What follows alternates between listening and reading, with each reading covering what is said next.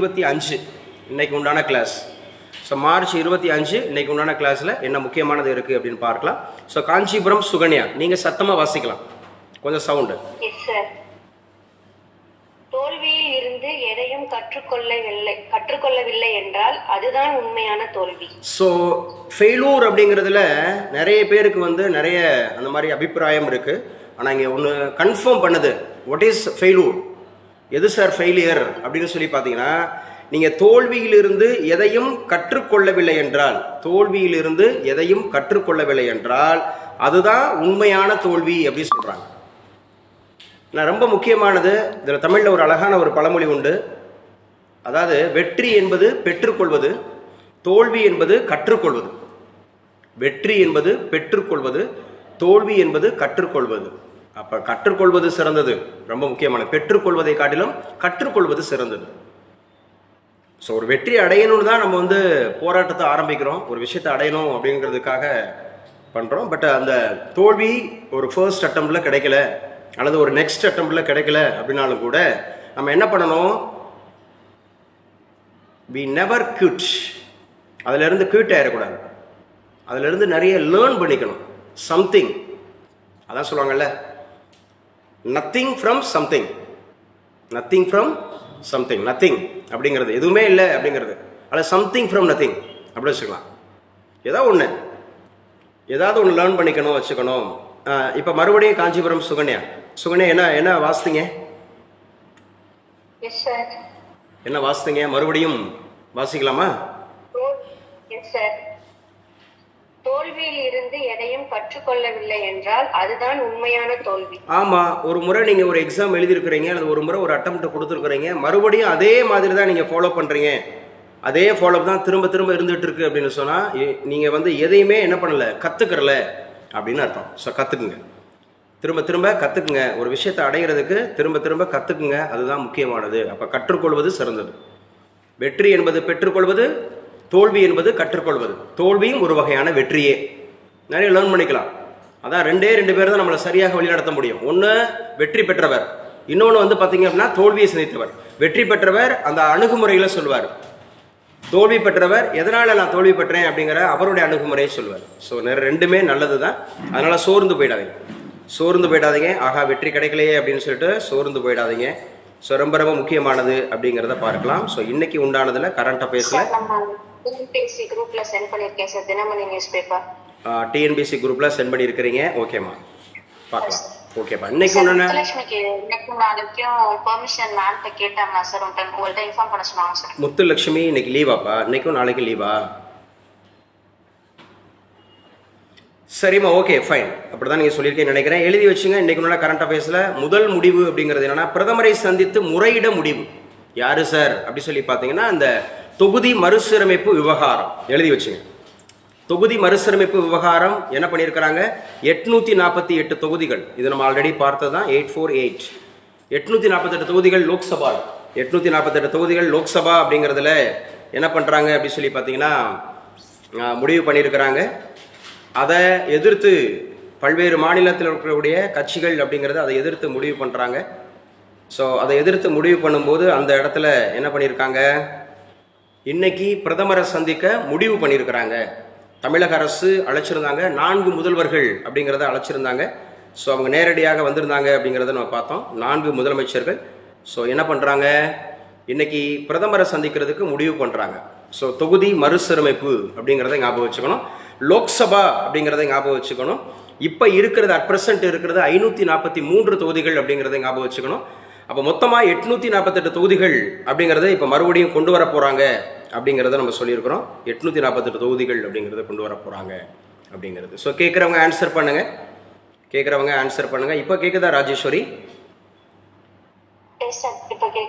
ராஜேஸ்வரிட்ட okay fine. உங்களுக்கு share ஆகுதுல்லம்மா, but ஆமாப்பா நான் பேசிட்டு இருக்கும் போதிலே கட் ஆயிடுச்சு, மறுபடியும் நான் நினைச்சிட்டேன். இப்போ லோக்சபா அப்படிங்கிறது பார்த்தீங்க அப்படின்னு சொன்னா அதுக்கு மறுபெயர், வேறு பெயர் ஏதாவது உண்டா? லோக்சபா அப்படிங்கிறதுக்கு வேறு பெயர்? ஆமாங்க, இது லோக்சபாவுக்கு இந்த பேர். அம்மா சொல்லுங்க, கேட்கல. லோவர் ஹவுஸ் அப்படின்னு சொல்லலாம், லோயர் ஹவுஸ்ன்னு சொல்லலாம். வேற மக்களவை பண்ணேன் சார். இருங்க, ராஜேஸ்வரி மட்டும் பேசட்டும். இண்டிவிஜுவல் ராஜேஸ்வரியை கேட்டால் ராஜேஸ்வரி மட்டும்தான். சரி, லோக்சபா அப்படிங்கிறதுக்கு வந்து பீப்புள்ஸ் அசம்பிளி அப்படின்னு சொல்லலாம். வேற லோவர் ஹவுஸ்னு சொல்லலாம். வேற ஆரம்ப காலத்தில் அதுக்கு என்ன பேர் இருந்துச்சு? ராஜேஸ்வரி இருக்கீங்கன்னா yes or no? Peoples assembly சொல்லிட்டோம், லோவர் ஹவுஸ்னு சொல்லிட்டோம். அதாவது மக்கள் அவை அப்படிங்கிறது தான் பீப்புள்ஸ் அசம்பிளி. அதே மாதிரி லோவர் ஹவுஸ் அப்படின்னா கீழ் அவை அப்படிங்கிறது தான் லோவர் ஹவுஸ். அதே மாதிரி நம்ம சொல்லிட்டோம் லோக் சபா அப்படின்னு சொல்லிட்டோம். இது தவிர்த்து, இந்த 3 தவிர்த்து வேற ஏதாவது பேர் இருக்கா? சார் எனக்கு தெரியல சார். இது ஒன்றா சார். தெரிஞ்சவங்க சொல்லுங்க, ஆன்லைன்ல தெரிஞ்சவங்க. இன்னும் ஒரு பெயர் இருக்கு. இட் இஸ் என்ன சபா? எக்ஸாக்ட்லி கரெக்ட், விதான் சபா. ராஜ்யசபாவுக்கு பேரு விதான் பரிஷத், இதுக்கு பேரு விதான் சபா. மேபி இந்த கொஸ்டின் கேட்டிருந்தாங்கன்னா இப்போ யாருக்குமே தெரியாம இருக்கிறீங்க, ஒருத்தர் தான் அட்டன் பண்றாங்க. அதான் சொல்றது, வெற்றியாளர்கள் வித்தியாசமான செயல்களை செய்வதில்லை, செயல்களைத்தான் வித்தியாசமாக செய்கிறார்கள் அப்படிங்கிறத ஞாபகம் வச்சுங்க. ஸோ நாளைக்கு ஞாபகப்படுத்துங்க, காலையில் ஞாபகப்படுத்துங்க. நாளைக்கு 26 தானே? ஆமாம், நாளைக்கு 26 அழகப்பா பாலிடெக்னிக்கில் சீஃப் கெஸ்ட்டாக போகணும். மறந்தாலும் மறந்துடுவேன், நான் ரிமைண்டர். நீங்கள் கொஞ்சம் ஞாபகப்படுத்துங்க. காலையில் கரண்ட் அஃபேர்ஸ் கிளாஸ் நடத்தும்போது யாராவது ஒருத்தர் ஞாபகப்படுத்துங்க. நாளைக்கு ஈவினிங் வந்து அழகப்பா பாலிடெக்னிக் காலேஜில் என்எஸ்எஸ் கேம்பில் மாணவர்கள்ட்ட பேசணும். அவங்க என்ன தலைப்பு கொடுத்துருந்தாங்க தெரியுமா? தன்னம்பிக்கை இருந்தால் தரணி ஆளலாம். இதுதான் தலைப்பு. தன்னம்பிக்கை இருந்தால், இந்த செல்ஃப் அந்த மாதிரி இருக்கக்கூடிய ஒரு கான்ஃபிடென்ஸ், அது நம்ம என்ன பண்ணலாமா, உலகையே ஆளலாம்னு சொல்கிறாங்க. நான் அடிக்கடி உங்ககிட்ட சொல்கிறேன், பூமிக்கு நம்ம உப்பு, வெறுமனே காரைக்குடிக்கு இல்லை, வெறும் காரைக்குடிக்கு இல்லை, ஏதோ பர்டிகுலர் டிஸ்ட்ரிக்ட்டுக்கு இல்லை, பர்டிகுலர் ஸ்டேட்டுக்கு இல்லை, பர்டிகுலர் இந்தியாவுக்கு இல்லை, நம்ம உலகத்துக்கே பூமிக்கே உப்பு, உலகத்துக்கு வெளிச்சம், உலகத்திற்கு நம்ம வெளிச்சம். ஆனால் அந்த வெளிச்சத்தை பிடிச்சுக்கிறணும் ஆசைப்படுறவங்களுக்கு தான் இது ரீச் ஆகும். வந்துருப்பா, ஏன்னா நான் இருளில் இருப்பேன் அப்படின்னு. இப்போ நான் எடுத்துக்கிட்டு ஃபேஸ்புக்கில் இப்போ நான் ஃப்ரீயாக தான் லைவ் கொடுக்குறேன். ஓகே, இன்னைக்கு 25ஆம் தேதி ஒரு நியூஸ் பேப்பரில் இருந்து ஒரு ஜிகே பார்க்குறாங்க, பாலிட்டி பேசிகிட்டு இருக்காங்க, எக்கனாமிக்ஸ் பேசுகிறாங்க, ஈவன் சயின்ஸ் அண்ட் டெக்னாலஜி பேசுகிறாங்க. இதை பயன்படுத்துகிறவங்களுக்கு தான் அந்த கிளாஸோட இம்பார்ட்டன்ஸ் தெரியும், அந்த வெளிச்சத்தை பெற்றுக்கொள்ள முடியும். நோ அந்த மாதிரி ரெஸ்ட்ரிக்ஷன், யார் வேணாலும் இதை அட்டன் பண்ணலான்னு சொல்கிறோம். ஆனால் உண்மையாக யார் வெற்றி அடைவாங்களோ அவங்க தான். நிறைய பேர் பார்க்குறாங்க, மானாமதுரையிலேருந்து பேரண்ட்டு, பரமக்குடியிலேருந்து பேரண்ட்டு, சேலத்துலேருந்து பேரண்ட்டு, தூத்துக்குடியிலேருந்து பேரண்ட்டு பார்க்குறாங்க. அவங்களுக்கு அந்த கிளாஸோட இம்பார்ட்டன்ஸ் புரியுது. ஆசிரியர் அவங்க ஏதாவது ஒரு துறையில் இருப்பாங்க. அவங்க இருக்கும்போது வைக்கும்போது எங்கே பார்த்தீங்க, நான் ஃபேஸ்புக்கில் பார்த்தேன், நான் யூடியூப்பில் பார்த்தேன், அப்படி தான் நிறைய என்கொயரிஸ். அப்போ ஃபாலோ பண்ணுறாங்க. யாரோ ஒருத்தவங்க ஃபாலோ பண்ணும்போது நம்ம ரெகுலராக கொடுத்துருவோம். ஒரு நாள் கூட நம்ம வந்து கரண்ட் அஃபேர்ஸ் கிளாஸ் அப்படிங்கிறது மேக்ஸிமம் எங்கேயாவது ஒரு சீஃப் கெஸ்ட்டாக போயிட்டுனா அந்த நேரத்தில் தான் கொடுக்க முடியல ஒழிய, மற்றபடி தொடர்ந்து நீங்கள் எந்த ஒரு போட்டித் தேர்வாக இருந்தாலும் கரண்ட் அஃபேர்ஸ் கிளாஸ் அப்படிங்கிறது தான், அந்த ஜிகே கிளாஸ் தான் உங்களை ஜெயிக்க வைக்கும். அதே மாதிரி நேற்றுக்கு காலேஜ் டிஆர்பி அந்த புது அப்படிங்கிற அவங்க என்ன போட்டாங்க, பிளானர், ஆனுவல் பிளானர் போட்டாங்க. ஜூலை மாதத்தில் கல்லூரி உதவி பேராசிரியர் ஆர்ட்ஸ் அண்ட் சயின்ஸில் ஜூன் சொல்லிட்டு இருந்தோம், ஜூலை கன்ஃபார்ம் பண்ணிட்டாங்க. 4000 போஸ்ட் கன்ஃபார்ம் பண்ணிட்டாங்க. அதே போல் பிஜிடிஆர்பி நவம்பர் மாதத்தில் அது ஒரு 1915 போஸ்ட்டு, 19-15. காந்திஜி வந்தாரா? ஜனவரி 9 வந்தாரா? 19-15 வந்தார். ஆமாம். ஸோ அது நவம்பர் மாதத்தில் காலேஜ் டிஆர்பி. ஆரோக்கிய சுசீலா இருந்தீங்கன்னா நோட் பண்ணிக்கோங்க, ஏன்னா பிஏ எம்ஏ பிஎட் வச்சுருக்கீங்க. தேன்மொழி இருந்தீங்கன்னா நோட் பண்ணி வச்சுங்க, எம்ஏ பிஎட் வச்சுருக்கீங்க. ஆனந்தி இருந்தீங்கன்னா நோட் பண்ணி வச்சுங்க, ஆனந்தி இருந்தீங்கன்னா எம்ஏ பிஎட் நோட் பண்ணி வச்சுங்க. அருமையான வாய்ப்பு, நீங்கள் நம்ம அகாடமியை நல்லா பயன்படுத்திக்கலாம். காலேஜ் டிஆர்பி, அந்த ஸ்கூல் டிஆர்பி, பிஜிடிஆர்பிங்கிறது அப்படியே குரூப் 1 சேலரி, குரூப் 1. அதெல்லாம் நீங்கள் ப்ரிலிம்ஸ் எழுதி மெயின்ஸ் எழுதி இன்டர்வியூலாம் அடித்து வர்றதுக்கு அது 100க்குள்ளே தான் போஸ்ட் இருக்குது, 100க்குள்ளே தான் இருக்கும். எப்போவுமே குரூப் 1ன்றது எப்போவுமே 100க்குள்ளே தான் இருக்கும். அதுலேயே நீ இந்த டெப்டி கலெக்டர்லாம் பார்த்தீங்கன்னா 20க்குள்ளே தான் இருக்கும். டெப்டி கலெக்டர் டிஎஸ்பிலாம் அந்த 20-30க்குள்ளே தான் இருக்கும், அவ்வளோதான் போஸ்ட் இருக்கும். பட் பிஜிடிஆர்பி இருக்கிறவங்க, மாஸ்டர் டிகிரி வித் பிஎட் இருக்கிறவங்க வெரி ஃபர்ஸ்ட் அட்டெம்ப்ட், அதுவும் அவங்க சப்ஜெக்டில் 110 கேள்வி. இப்போ நீங்கள் தமிழில் படிச்சிருந்தீங்கன்னா தமிழ்லேருந்து 110 கேள்வி, ஹிஸ்ட்ரி படிச்சிருந்தீங்கன்னா ஹிஸ்ட்ரியிலேருந்து 110 கேள்வி. அது நம்ம அகாடமியில் ஹிஸ்ட்ரி நீங்கள் படிச்சிங்கன்னா சூப்பராக அடிச்சுக்கலாம். சூப்பராக திரும்ப திரும்ப திரும்ப பரிச்சயமாகி இந்த பிள்ளைங்க இருக்கிறாங்க, டக்கு டக்குன்னு கேளுமா லாவண்யா, இன்னைக்கு வந்து முகலாயர்களை பற்றி கேளுங்கப்பானா வரி வரியாக கேட்டு விட்ருவாங்க. நல்லா படிச்சிங்கன்னா அடித்து ஜெயிச்சுட்டு போயிட்டே இருக்கலாம். வாய்ப்பு காலேஜ் டிஆர்பி வெரி ஃபஸ்ட்டு சேலரியே 90,000, 90,000. அது குரூப் 1க்கு மேலே. அதுவும் அடுத்தடுத்து வரக்கூடிய நான் வந்து உங்களை மோட்டிவேட் பண்ணுறதுக்காக சொல்லலை. இது வந்து த கிரேட் சான்ஸ், இது லாஸ்ட் சான்ஸ் அப்படின்னு எடுத்துக்கலாம். நம்ம அகாடமியில் படிக்கிறவங்களுக்கு இது வெர்சடைல். ஒரு சில நீங்கள் அகாடமியில் போய் சேர்ந்துருந்தீங்கன்னா டிஎன்பிஎஸ்சினா டிஎன்பிஎஸ்சி தான். அதுவும் குரூப் 1 குரூப் 2 கூட அந்த அளவுக்கு பண்ண மாட்டாங்க. ஒன்லி குரூப் 4 அளவுக்கு தான் போவாங்க. ஆனால் நீங்கள் ஒரு 10th டாக்டரேட் வரைக்கும் வந்தீங்கன்னா நம்ம அகாடமியை பயன்படுத்திக்கலாம். காலேஜ் டிஆர்பிக்கு பயன்படுத்திக்கலாம், பிஜி டிஆர்பிக்கு பயன்படுத்திக்கலாம், செட் நெட்டுக்கு பயன்படுத்திக்கலாம், டிஇடிக்கு பயன்படுத்திக்கலாம். So we have lot of experience. நிறைய எக்ஸ்பீரியன்ஸ் இருக்குது அந்த ஃபீல்டில். ஸோ உங்களை யாரும் இருந்தாங்கன்னா சொல்லுங்கள், வாய்ப்பு இருக்குது, நல்ல வாய்ப்பு இருக்குது. இப்போ பிரதமரை சந்தித்து முறையிட முடிவு சொல்லியிருக்கிறாங்க. அப்போ இன்றைக்கி புரிஞ்சுக்கிட்டோம். தொகுதி மறுசீரமைப்புனா 848 தொகுதிகள். ஸோ ஆல்ரெடி இருக்கிறது 543. எதில் சார்? லோக்சபாவில். லோக்சபா அப்படின்னு சொன்னாவே பீப்புள்ஸ் அசம்பிளி. லோக்சபா அப்படின்னு கேட்டாவே லோவர் ஹவுஸ். லோக்சபா அப்படின்னு எடுத்துக்கிட்டாவே விதான் ஷபா அப்படின்னு சொல்லக்கூடியது. லோக்சபாவுக்கு ஒரு ஸ்பீக்கர் இருப்பார், லோக்சபாவுக்கு ஒரு செக்ரட்டரி இருப்பார். லோக்சபாவில் அந்த 2 நபர்கள் அப்படிங்கிறது வந்து ஆங்கிலோ இந்தியன்ஸ் கம்யூனிட்டியிலிருந்து தேர்ந்தெடுக்கப்பட்டு கொண்டிருந்தாங்க. ஆனால் அது இப்போ இருக்கா? நல்லா சொல்லுங்க. இல்லை. காரணம் எந்த அமெண்ட்மெண்ட்? இவ்வளோலாம் யோசிக்க கூடாது. எந்த அமெண்ட்மெண்ட் எப்படி தூக்குனாங்க? 104, 104வது அமெண்ட்மெண்ட். நல்லா பேசுங்க. 104வது அமெண்ட்மெண்ட். நல்லா பரிச்சயமாக இருக்கணும், அப்போ தான் பாஸ் ஆவீங்க. அடிச்சு போடணும். இது நம்ம புதுசாக பேசுகிற மாதிரி இருக்கக்கூடாது, அசம்பந்தமாக இருக்கக்கூடாது. பதில் சொல்கிறதும் இந்த அசம்பந்தமாக. நான் இருக்கேன்ல உங்களுக்கு முன்னாடி, ஒரு லீடராக நான் முன்னாடி நிற்கிறேன்ல, நான் எப்படி சவுண்டாக பேசுகிறேன், நான் எவ்வளோ ஒரு எந்தூசியாஸ்டிக் மேனரிசமாக இருக்கேன், நான் வந்து சோம்பலாக இருக்கேன். நான் முன்னாடி ஆன்லைனில் தான் அதிகமாக இருக்கிறாங்க, ஆஃப்லைனில் கம்மியாக தான் இருக்கீங்க. ஆன்லைனில் தான் அதிகம், சரியா? 3 மடங்கு ஆன்லைனில் இருக்கீங்க, ஒரே 1 மடங்கு மட்டும்தான் ஆஃப்லைனில் இருக்கீங்க எனக்கு தெரிஞ்சு.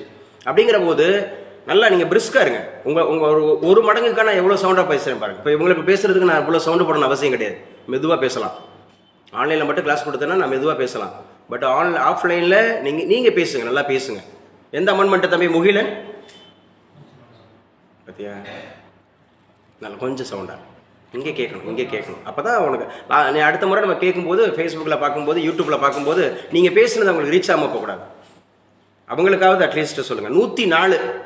104 சேட்டலைட் 2016 நம்ம இந்தியா வந்து சாதனை, இஸ்ரோ வந்து சாதனை. 104 சேட்டலைட் ஒரே நேரத்தில் 104 சேட்டலைட் அனுப்புனாங்க. 2016 ஞாபகம் வச்சுக்கணும்.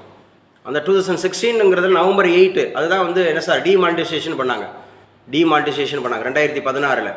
ஸோ அப்போ ஞாபகம் வச்சுங்க, 104 அப்படிங்கிறது ஞாபகம் வச்சுங்க, அமெண்ட்மெண்ட் ஞாபகம் வச்சுங்க, பிரதமரை சந்தித்து முறையிட முடிவு ஞாபகம் வச்சுங்க.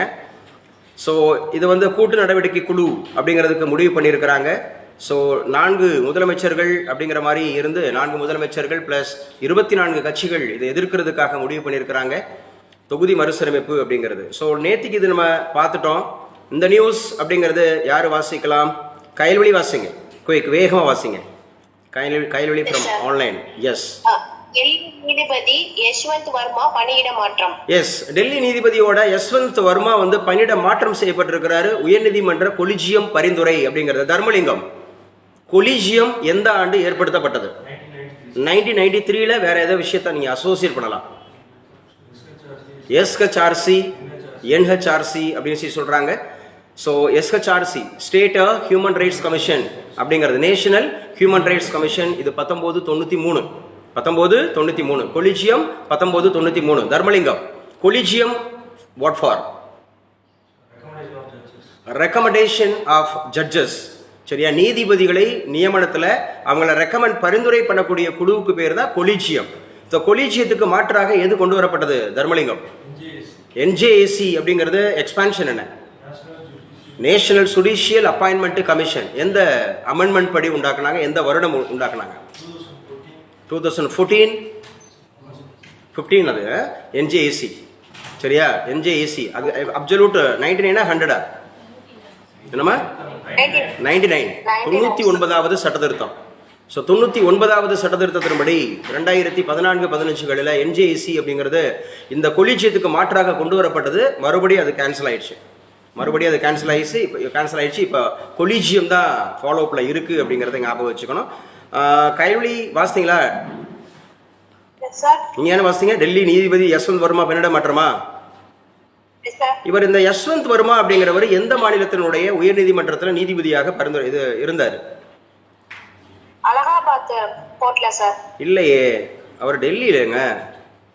டெல்லியில இருந்துட்டு தான் பேசுங்க, கைவழி பேசுங்க.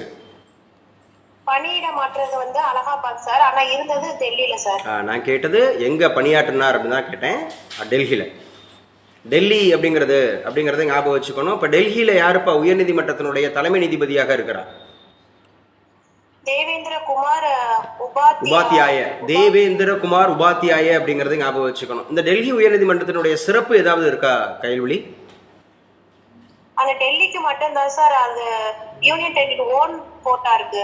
டெல்லிக்கு மட்டும்தான் யூனியன் டெரிட்டோரியிலேயே ஒரே ஒரு யூனியன் டெரிட்டோரிக்கு மட்டும்தான் உயர்நீதிமன்றம் பெற்று இருக்கிறது. அது டெல்லி ஒன்லி. மற்ற எந்த இதுவும் கிடையாது. எங்க நீங்க உங்களுக்கு தெரிஞ்ச அந்த யூனியன் டெரிட்டோரி பேர் பூரா சொல்லுங்க. சண்டிகர் சார். சண்டிகர். அந்தமான் சார். கேக்கல. அந்தமான் நிக்கோபார். அந்தமான் நிக்கோபார், சண்டிகர், அதுக்கப்புறம் வந்து லக்ஷதீப் சார். லக்ஷதீப். டெல்லி சார். டெல்லி 4 தான் சொல்லியிருக்கீங்க. 4 தான் சொல்லியிருக்கேன். மொத்தம் 8 இருக்கு. சரி, இதை எப்படி சொல்லி கொடுத்தேன் நான்? கைல்வழிக்கு எப்படி சொல்லி கொடுத்தேன்? ஏசி வாங்கினேன், ட்ரிபிள் டி கம்பெனியில் வாங்கினேன், ₹1,00,000 வாங்கினேன், புதுசாக வாங்கினேன். இப்படி தான் நீங்கள் கற்றுக்கணும். ஸோ இது எங்கே தேவைப்படலை? ஜம்மு அண்ட் காஷ்மீரில், லடாக்கில் எனக்கு தேவைப்படலை அப்படின்னு ஞாபகம் வச்சுக்கலாம். இதெல்லாம் வரமாட்டேங்குது பாருங்க. அங்கங்கே போகிறோம், சிச்சோர் ஆகிறோம். சொல்லிக் கொடுத்த மாதிரி நீங்கள் புரிஞ்சுக்கிட்டீங்கன்னா ஈஸியாக இருக்கும். அப்போ ஏசிங்கிறப்ப அந்தமான் நிக்கோபார் சண்டிகர், ட்ரிபிள் டி அப்படிங்கிறப்ப டெல்லி, டையூடாமன், தாத்ரா நாகர் ஹவேலி. சரியா? ₹1,00,000 அப்படின்னா லக்ஷதீப். புதுசு அப்படின்னு சொன்னால் புதுச்சேரி. அது எங்கே தேவைப்படலை? ஜம்மு அண்ட் காஷ்மீருக்கும் லடாக்கும் தேவைப்படலை. அப்போ ஜம்மு அண்ட் காஷ்மீரும் இப்போ வந்து என்னவா இருக்கு? யூனியன் பிரதேசத்துக்குள்ள இருக்கு. லடாக் அப்படிங்கிறதும் யூனியன் பிரதேசத்துக்குள்ள இருக்கு. ஜம்மு அண்ட் காஷ்மீரும் இதுவரை வரமாட்டேங்குது பாருங்க. கைல்வழிக்கு வரணும். கைல்வழி நல்லா ஆர்டரா படிங்க. அம்மா என்னப்பா? இல்ல சார், காமன் ஹைகோர்ட் யூனியன் டெரிட்டரியில எங்கெங்க இருக்குன்னு கேட்டீங்களா சார், அதனால அதை மட்டும் சொன்னேன் சார். ஓ, காமன் ஹைகோர்ட் யூனியன் டெரிட்டரியில எங்கெங்க இருக்குன்னு போயிட்டீங்களா? நான் யூனியன் டெரிட்டரி பேரை சொல்லுங்கன்னு சொன்னேன். ஓகே, ஏசி வாங்கினேன், ட்ரிபிள் டி கம்பெனி வாங்கினேன், ₹1,00,000 வாங்கினேன், புதுசாக வாங்கினேன். ஜம்மு அண்ட் காஷ்மீருக்கு, லடாக்கு அது தேவைப்படலை. ஏன்னா கடைசியாக ஜம்மு அண்ட் காஷ்மீரை தான் உடச்சி 370 உடச்சி 35 உடச்சி ஜம்மு அண்ட் காஷ்மீரை யூனியன் பிரதேசமாகவும் லடாக்கை ஒரு தனி யூனியன் பிரதேசமாகவும் உருவாக்குனாங்க அப்படிங்கிறத ஞாபகம் வச்சுங்க. யஸ்வந்த் வர்மா ஞாபகம் வச்சுங்க. உயர்நீதிமன்றத்தில் அவர் வந்து 6 மூட்டை அப்படிங்கிறது பணம் அவர் வீட்டில் இருந்து அது பாதி எரிக்கப்பட்ட நிலையில் இடி அதை கண்டுபிடிச்சாங்க. அதனால இவரை வந்து அலகாபாத் உயர்நீதிமன்றத்துக்கு மாற்றிருக்காங்க. அலகாபாத் அப்படிங்கிறது தற்போது பிரயாகராஜ்னு அழைக்கப்படுது. அலகாபாத் உயர்நீதிமன்றம் உருவாக்கப்பட்ட ஆண்டு 1866. உயர்நீதிமன்றம் அப்படின்னு சொன்னாவே 1861 ஆக்ட். உயர்நீதிமன்றம்னு சொன்னாவே மெட்ராஸ், பாம்பே, கல்கட்டா தான் முதல்ல உருவானது 1862. ஞாபகம் வச்சுக்கணும். So we are dealing now polity. இதோ கரண்ட் அஃபேர்ஸ் கிளாஸு 3/4 மணி நேரம் போகுது, 1 மணி நேரம் போகுதுன்னு சொல்லிட்டு ஏமாந்துடக்கூடாது. ஏன்னா இது முக்கியமானது. இதில் பாலிட்டி டிஸ்கஸ் பண்ணுறோம். இப்போ பாலிட்டி பேசிகிட்டு இருக்கோம், கொலிஜியம் பேசிட்டோம். எந்த கிளாஸோட எஃபெக்டிவ்னஸ் அப்படிங்கிறது உங்களுக்கு பரிச்சயமாகும் போது தான் உங்களுக்கு தெரியும். என்ன சார் எவ்வளோ பேசியிருக்கிறாங்க. அப்போ அலகாபாத் வழக்குரைஞர்கள் வேலை நிறுத்தம் பண்ணியிருக்கிறாங்க. ஏன்? நீதிபதி யஸ்வந்த் வர்மாவை அலகாபாத் உயர்நீதிமன்றத்துக்கு பணியிட மாற்றமும் பரிந்துரைக்கு எதிராக அந்த உயர்நீதிமன்ற வழக்குரைஞர்கள் செவ்வாய்க்கிழமை காலவரையற்ற வேலை நிறுத்தத்தில் ஈடுபட்டுள்ளனர். நான் சொன்னது மாதிரி தான், அவங்களே எங்களுக்கு வேண்டான்றாங்க. என்ன பண்ணியிருக்கணும்? ஒரு கேஸ் முடிகிற வரைக்கும் அவரை சஸ்பெண்ட் பண்ணி வச்சிருந்துருக்கணும், உள்ளே கொண்டு போய் விட்டுருக்கக்கூடாது. அந்த மாதிரி இருக்கிறது. பட் ரூல்ஸ் அண்ட் ரெகுலேஷன்ஸ் அப்படிங்கிறத பார்த்துக்கலாம், வாசிக்கலாம். யாரு சார் அப்படின்னு சொன்னால் சஞ்சனா ஃப்ரம் ஓசூர். குயிக். கர்நாடகத்தில் முஸ்லிம் இடஒதுக்கீடு விவகாரம் பாஜக அமளியால் மாநிலங்களவை ஒப்புழைப்பு. எஸ், மாநிலங்களவை அப்படின்னு சொல்லக்கூடியது இது நான் சஞ்சனாட்டே கேட்குறேன். வேறு பெயர்கள் ராஜ்யசபா அப்படின்னு சொல்றாங்க இல்லையா, அதுக்கு வேறு பெயர்கள் இருந்தா சொல்லுங்க. ராஜ்யசபா வந்து அப்பர் ஹவுஸ்னு சொல்லுவாங்க. எஸ், ராஜ்யசபாவுக்கு வந்து அப்பர் ஹவுஸ் அப்படின்னு சொல்லுவாங்க. ஒன்னு கவுன்சில் ஆஃப் ஸ்டேட்ஸ்னு சொல்லுவாங்க சார். State assembly. கவுன்சில் ஆஃப் ஸ்டேட்ஸ்னு சொல்லக்கூடாது, ஸ்டேட் அசம்பிளி. எஸ், இந்த கவுன்சில் ஆஃப் ஸ்டேட் அசம்பிளி அப்படின்னு எடுத்துக்கலாம். குட். ஓகே, அதுக்கப்புறம் இப்போ விதான் அப்படின்னு ஒரு வார்த்தையை போட்டோம்ல, அந்த விதான்ல என்ன வருமா?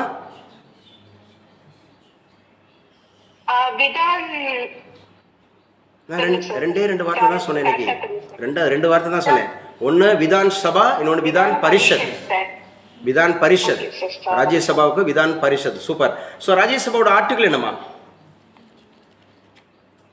80. குட். இப்ப ராஜ்யசபாவுடைய தற்போதைய தலைவர் யாருமா? Vice president of India sir. அந்த எப்பவுமே தலைவர் அவர்தான், வைஸ் பிரசிடென்ட் ஆஃப் இந்தியா தான். இப்ப யாரு? Jagdeep Dhankhar sir. Exactly correct. Jagdeep Dhankhar அப்படிங்கறத ஞாபகம் வச்சுக்கணும். ராஜ்யசபா சேர்மன் அப்படிங்கிறவர் எப்பவுமே துணை குடியரசுத் தலைவர் தான் ராஜ்யசபாவோட சேர்மனா இருப்பாங்க. அப்ப பாஜக அமளியால் மாநிலங்களில் ஒத்தி வச்சிருக்காங்க. கர்நாடகத்துல முஸ்லீம் இடஒதுக்கீடு விவகாரம், முஸ்லீம்கள் இடஒதுக்கீடு அப்படிங்கிறது இருக்கா? எஸ். கர்நாடக அரசின் இந்த முடிவை தொடர்ந்து என்ன சார், கர்நாடக அரசு ஒப்பந்தங்களில் முஸ்லீம் ஒப்பந்ததாரர்களுக்கு 4% இடஒதுக்கீடு வழங்கும் சட்ட திருத்தத்துக்கு அந்த மாநிலத்தில் ஆளும் காங்கிரஸ் அரசு அண்மையில் ஒப்புதல் அளித்தது. எழுதி வச்சுங்க. என்ன சார் காங்கிரஸ்ல, சாரி கர்நாடக மாநிலத்தில் போயிட்டு இருக்கு. இந்த கான்ட்ராக்டர்ஸ் ஒப்பந்ததாரர்கள் அப்படிங்கிறவங்களுக்கு முஸ்லீம்களுக்கு 4% அப்படிங்கிறது வந்து பார்த்தீங்க அப்படின்னு சொன்னால் ப்ரையாரிட்டி கொடுக்குறாங்க. அது ஆளும் காங்கிர அரசு அப்படிங்கிறது சஞ்சனா ஃப்ரம் ஓசூர். யாருங்க இப்போ அந்த ஊரினுடைய முதலமைச்சர், கர்நாடகாவுடைய முதலமைச்சர் யாரு? சித்தராமையா சார். சீதாராமையா அப்படிங்கிறத ஞாபகம் வச்சுக்கணும். குட். அந்த மாநிலத்தினுடைய துணை முதலமைச்சர் யாருமா? டி.கே. சிவகுமார். அவர் தான் அந்த மாநிலத்தினுடைய காங்கிரஸ் தலைவரும் கூட, அந்த மாநிலத்தினுடைய அந்த மாதிரி நீர் பாதுகாப்புத்துறை அமைச்சரும் கூட டி.கே. சிவகுமார் அப்படிங்கிறவர் இருக்காரு. ஞாபகம் வச்சுக்கணும். 4 அப்படிங்கிறத ஞாபகம் வச்சுக்கணும். முக்கியமானது. அதை எதிர்த்து இன்னைக்கு என்ன பண்ணியிருக்காங்க, எதிர்கட்சி தலைவர், ஏன்னா மல்லிகா அர்ஜுனா கார்கே இவர் தான் ராஜ்யசபாவோட எதிர்கட்சி தலைவர். ராஜ்யசபாவோட எதிர்கட்சி தலைவர் இவரும் கர்நாடக மாநிலத்தை சார்ந்தவர். கர்நாடகால இருந்தா எம்பியாக தேர்ந்தெடுக்கப்பட்டிருக்கிறார் மல்லிகா அர்ஜுனா கார்கே. இவர் தான் வந்து பாத்தீங்க அப்படின்னு சொன்னா காங்கிரசினுடைய நேஷனல் லீடர், காங்கிரசினுடைய national leader, opposition party leader in Rajya Sabha அப்படிங்கிறத ஞாபகம் வச்சுக்கோங்க. He is also from Karnataka அப்படிங்கிறத ஞாபகம் வச்சுங்க. முக்கியமானது அப்படிங்கிறத படிக்கிறோம், ஞாபகம் வச்சுக்கிட்டு பண்ணுங்க. சரியா? இதை வாசிக்கலாமா? யாரு? ஆரோக்கிய சுசீலா வாசிக்கலாம். எஸ். தமிழக நிதிநிலை அறிக்கை ஒரு பார்வை. எக்ஸாக்ட்லி. தமிழகத்தினுடைய நிதிநிலை அறிக்கை அப்படிங்கிற நம்முடைய பட்ஜெட் சமீபத்தில் தான், இந்த மார்ச் மாதத்தில் தான் 2 பட்ஜெட்டும் தாக்கல் செய்யப்பட்டது. ஒன்று common budget. So it is by finance minister of Tamil Nadu அப்படிங்கிறவர் யாரு? தங்கம் தென்னரசு, திருச்சுழி அப்படிங்கிற தொகுதியிலிருந்து தேர்ந்தெடுக்கப்பட்ட எம்எல்ஏ. ஸோ 2வது நாள் அப்படிங்கிறது வந்து எம்ஆர்கே பன்னீர்செல்வம் அவர்கள் என்ன பட்ஜெட், அக்ரிகல்ச்சர் பட்ஜெட் அப்படிங்கிறது தாக்கல் செய்யப்பட்டது. அதை பற்றி ஒரு பார்வை அப்படின்னு ஒரு கட்டுரை எழுதியிருக்கு. இது முக்கியங்க, மெயின்ஸ் டாபிக்கு இது முக்கியம். இந்த இதை கரெக்டாக நீங்கள் எடுத்துங்க. நம்ம குரூப்பில் இருக்குது, மெயின்ஸ் டாபிக்கு முக்கியம். கேட்பாங்க 2024, 25, 26 பட்ஜெட்டு குறித்து விவரி. நம்ம அதை பற்றி தனி கிளாஸே கொடுத்துருக்கோம். 1.5 மணி நேரம் 2 மணி நேரம் கிளாஸ் கொடுத்துருக்கோம். அது ஒரு தனி டெஸ்ட்டே உங்களுக்கு சொல்லியிருக்கேன். மெயின்ஸுக்கு அது கம்பல்சரி ஒரு டெஸ்ட்டுன்னு சொல்லியிருக்கேன். அப்போ இந்த இதில் முக்கியமானது என்ன சொல்லியிருக்காங்க, இதோட கட்டுரைகள், இந்த கட்டுரையோட சாராம்சம் என்ன சொல்லியிருக்காருன்னா, அரசு என்பது மக்கள் நலனில் அக்கறை செலுத்த வேண்டுமே தவிர, மக்கள் நலனில் அக்கறை செலுத்த வேண்டுமே தவிர அடுத்த தேர்தலில் வெற்றி பெறுவதற்கான வாய்ப்புகளை எப்படி உருவாக்கலாம், எதன் மூலமாக மக்களின் வாக்குகளை பெறலாம் என்று திட்டம் வகுப்பது ஒரு நிதிநிலைக்கான ஒரு மேம்பட்ட பார்வையாக இருக்க இயலாது அப்படின்னு சொல்லிட்டு இவர் கிரிட்டிசைஸ் பண்ணியிருக்காரு. ஏன்னா he is from opposition party. Vaigai Selvan அப்படிங்கிறது உங்களுக்கு தெரியும், முன்னாள் அமைச்சர், ஏடிஎம்கேல ஒரு முன்னாள் அமைச்சர். அவர் சொல்லியிருக்கிறார். ஆனால் ரொம்ப முக்கியமானது இவர் என்ன சொல்லியிருக்காருன்னா, அடுத்த தேர்தலில் ஜெயிக்கணுங்கிறதுக்கான உத்தியா வந்து பட்ஜெட்டை பயன்படுத்தாதீங்க, அது மக்கள் நலன் சார்ந்த திட்டமாக இருக்கணும்னு சொல்லிட்டு. ஆனால் முழுக்க அது மக்கள் நலன் சார்ந்த திட்டமாக தான் இருந்துச்சு. ஏன்னா எந்தெந்த இடத்துல எவ்வளோ அந்தமாக இருக்கக்கூடிய கட்டமைப்புகள் பண்ண போகிறாங்க, எத்தனை அரசு கல்லூரி உருவாக்க போகிறாங்க, எந்த மாதிரியான எஜுகேஷனில் எவ்வளோ இம்பார்ட்டன்ஸு, அதே மாதிரி நாலேஜில் எவ்வளோ இம்பார்ட்டன்ஸு, ஹெல்த்தில் எவ்வளோ இம்பார்ட்டன்ஸு, எக்கனாமிக் எம்பவர்மெண்ட் என்ன இம்பார்ட்டன்ஸு, அதெல்லாம் சொல்லியிருந்தாங்க. ஆனால் அவர் அது சொன்னது தப்பில்லைன்னு சொல்ல வரல. ஆனால் அது மக்கள் நலன் சார்ந்த திட்டமாக மட்டும் இருக்கணும். அடுத்த தேர்தலை ஜெயிக்கிறதுக்காக பண்ணிட்டு இருக்கக்கூடாது, அதை இம்ப்ளிமெண்ட் பண்ணணும். சந்திர சொன்ன மாதிரி அதை பண்ணுவாங்களா, இம்ப்ளிமெண்ட் பண்ணுவாங்களா, பண்ணணுன்றதுக்காக தான் பட்ஜெட்டில் கொடுக்குறாங்க. பட்ஜெட்னா என்ன சார், எவ்வளோ வந்திருக்கு, எவ்வளோ செலவு பண்ண போகிறோம், அதுதான் பட்ஜெட். தேர்தல் வாக்குறுதிங்கிறது வேற, பட்ஜெட்டுங்கிறது வேற. பட்ஜெட்லனா அது ஷுட் பி இம்ப்ளிமெண்டட். என்ன சந்துரு, அங்கே கன்ஃபியூஸ் பண்ணிடக்கூடாது. தேர்தல் வாக்குறுதியையும் பட்ஜெட்டையும் கன்ஃபியூஸ் பண்ணிடக்கூடாது. தேர்தல் வாக்குறுதிங்கிறது வேற, நாங்கள் அத்தனை லட்சம் பேருக்கு வேலை கொடுப்போம், அப்படி பண்ணுவோம் இப்படி பண்ணலாம் சொல்லிட்டு போவாங்க. அது அப்படி கிடையாது. அது சில விஷயங்களை ஃபாலோ பண்ண முடியும், சில விஷயங்களை ஃபாலோ பண்ண முடியாது. ஏன்னா அது அந்தந்த காலகட்டத்தில் வரக்கூடிய சூழ்நிலைகளை பொறுத்து சொல்றது. திடீர்னு நமக்கு வெள்ளம் வரும், திடீர்னு புயல் வரும். அப்போ நம்மளால என்ன பண்ண முடியாது, சில விஷயங்களை நம்ம என்ன பண்ண முடியாது, பேசுங்க, காப்பாற்ற முடியாது. தம்பி சொன்ன மாதிரி ஏதோ ஒன்று சொல்லிவிடுங்க, காப்பாற்ற முடியாது. நிஜமாக தான். இப்போ 1000 ரூபா இருந்தது 1500 ஆக்குறேன்னு சொல்கிறாங்க இல்லையா? இப்போ வந்து ஒன்லி கவர்மெண்ட் ஸ்கூல்ஸுக்கும் சொல்லியிருந்தாங்க, அதுக்கப்புறம் வந்து பார்த்தீங்கன்னா எய்டட் ஸ்கூல்ஸுக்கும் சொல்லிட்டாங்க. வெறும் பொண்ணுங்களுக்கு மட்டும் சொன்னாங்க, அப்புறம் பசங்களுக்கும் சொல்லிட்டாங்க. சொன்னாங்களா இல்லையா? ஃபாலோ பண்ணிட்டு இருக்கா இல்லையா? தெரியல, திருப்பதிக்கு தெரியல. 1000 ரூபாய் மாதம் 1000 ரூபாய் வந்து பார்த்தீங்கன்னு சொன்னால் +2 முடிச்சுட்டு கல்லூரியில் படிக்கிற எல்லாருக்குமே என்ன திட்டம், தவ தமிழ் தமிழ் புதல்வன் திட்டத்தின் அடிப்படையில் 1000 ரூபாய் கொடுக்குறாங்க, தெரிஞ்சுங்க. ஸோ அடுத்த தெளிவுபடுத்த வேண்டும் அப்படின்னு சொல்லியிருக்காங்க. எதை சார் தெளிவுபடுத்த வேண்டும்? தொகுதி மறுசீரமைப்பு விவகாரம் தொடர்பாக திமுக தலைவரும் தமிழக முதல்வருமான மு.க. ஸ்டாலினை சென்னையில் நடத்திய தென் மாநில கூட்டுறவு நடவடிக்கை குழு கூட்டம் தெளிவுபடுத்துங்க. 1971 ஏற்கனவே பார்த்துட்டோம், 82 இது ஏற்கனவே பார்த்துட்டோம், அரசியல் சட்டப்பிரிவு 82 இதெல்லாம் பார்த்துட்டோம், 543 தொகுதியாக இருந்ததுன்னு பார்த்துட்டோம், இப்போ 848 ஆக போறாங்க அப்படின்னு சொல்லி பார்த்துட்டோம். இதெல்லாம் முக்கியமானது. அடுத்து எழுதி வச்சுங்க, மாணவர்கள் தற்கொலை தடுப்பு, சூசைடு ப்ரொஹிபிஷன். மாணவர்கள் தற்கொலை செய்துகிறார்களா, இதுக்காக தேசிய பணிக்குழுவை அமைத்தது உச்ச நீதிமன்றம். தேசிய பணிக்குழு, நேஷனல் அந்தமாக இருக்கக்கூடிய ஒரு பணிக்குழுவை நியமிச்சிருக்கிறாங்க. யாரு சார்? உச்ச நீதிமன்றம். எதற்காக சார்? மாணவர்களுடைய தற்கொலைகளை தடுக்கிறதுக்கு. எங்க சார் மாணவர்கள் தற்கொலை பண்ணிக்கிறாங்க? குறிப்பா ஐஐடியில் தான் அதிகமாக வந்து என்ன ஏற்படுகிறதா, மாணவர்களுடைய தற்கொலை. இது மெயின்ஸ் டாபிக். இது இன்டர்வியூவில் கேட்பாங்க. மெயின்ஸில் கேட்கக்கூடிய கொஸ்டின்ஸ் இன்டர்வியூவில் சமீபத்தில் அதிகரித்து வரும் மாணவர்களுடைய தற்கொலைகள் பற்றிய மத்திய அரசு நடவடிக்கைகளை பற்றி விவரி. இதான் கொஸ்டின். இப்படி தான் கேட்பாங்க. சமீபத்திய இன்டர்வியூவில் இப்படி தான் கேட்பாங்க. இது மெயின்ஸ் டாபிக். யூபிஎஸ்சிக்கு இது மெயின்ஸ் டாபிக். யூபிஎஸ்சி படிக்கிறவங்களுக்கு இது மெயின்ஸ் டாபிக். குரூப் 1 படிக்கிறவங்களுக்கு இது மெயின்ஸ் டாபிக். குரூப் 2 படிக்கிறவங்களுக்கு இது mains topic. Bank exams attend பண்ண போறவங்களுக்கு, இன்டர்வியூல போய் உட்கார்றவங்களுக்கு இது வந்து கம்பல்சரி இன்டர்வியூ கொஸ்டின்ஸ்.